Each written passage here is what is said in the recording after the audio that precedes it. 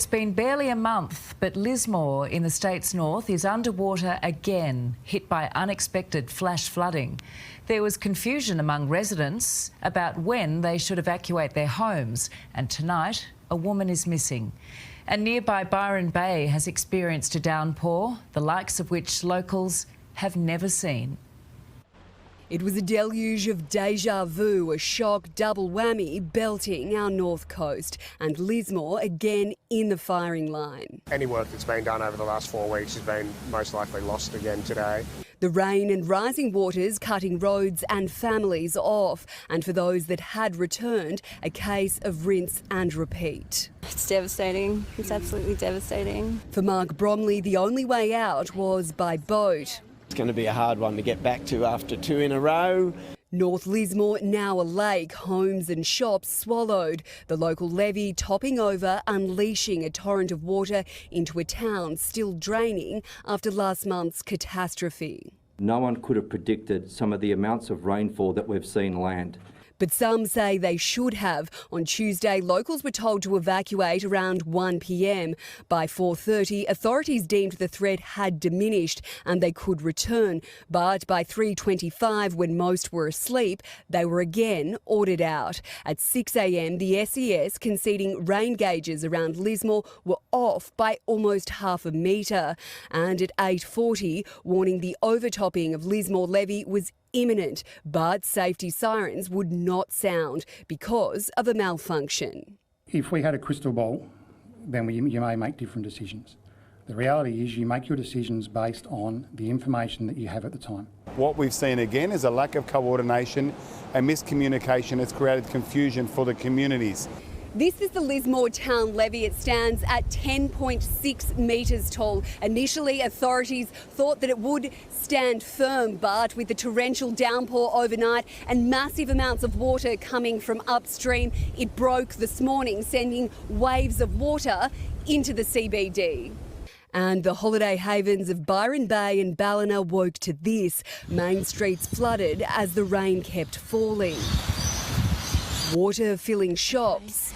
That's the entrance to the pharmacy, and that's down the main street of Byron Bay. Reaching the thighs of locals forced to wade through. It's up to my thighs. It's probably 1.5 metres deeper at its deepest, I'd say, down the main street. Unbelievable, never seen anything like it. Look at this car trying to get through. The rain bomb dumping 200 to 300 mils in just 1 hour. A wheelchair-bound man evacuated by fire and rescue crews. Oh, it's devastating. Look at the place. It's a Lake Byron at the moment. In the suburb of Suffolk Park, pumps were in action as backyards became more like swimming pools. Inside, furniture piled up high. I came downstairs to make sure all the windows were shut up and found water starting to lap at my feet. And Coffs Harbour also copped it, wedged between two major rain systems with catchments at capacity. And with more rain on the way, the water torture is far from finished. Sophie Upcroft joins us now from Lismore. And Sophie, you have breaking news on the woman who's missing.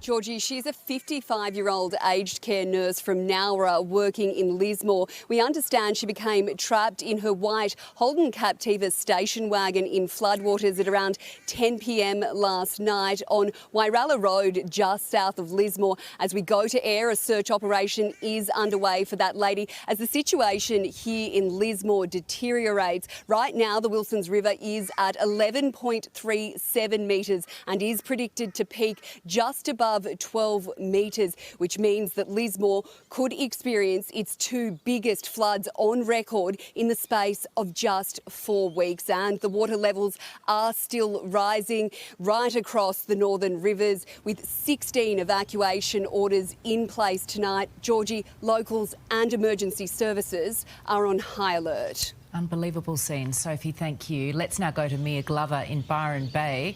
And Mia, the main street there is thankfully starting to re-emerge.